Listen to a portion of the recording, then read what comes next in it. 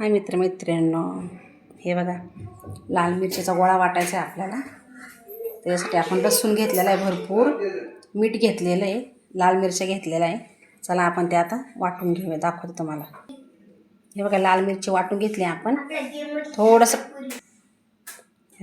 थोडंसं पाणी टाकलेलं होतं आपण. आता आपण प्लेटीत काढून घेऊ, तुम्हाला दाखवतो. हे बघा आपण मिरचीचा गोळा वाटून घेतलेला आहे. आता त्याच्यामध्ये आपल्याला थोडंसं तेल टाकायचं आहे, ते पण गरम करून टाकायचं आहे, जेणेकरून चटणी टिकून राहते. हे बघा तेल टाकले गरम गरम आपण त्याच्यामध्ये. आता छान आलू घ्यायची चटणी. अशी चटणी तुम्ही बाजरीच्या भाकरीसोबत खाऊ शकता, चपातीसोबत. भाजी नाही ना आवडली तर आपण पटकन ही चटणी खाऊ शकतो. आणि तेल टाकल्यामुळं ते 10-15 दिवस सहज टिकते. अशी चटणी करून पहा, खूप छान लागते, खूप चवदार असते, तोंडाला चवच येते या चटणीनं. कशी वाटली चटणी ते नक्कीच सांगा. हा चटणी किती छान दिसते, करून पहा ती चटणी नक्कीच तुम्ही.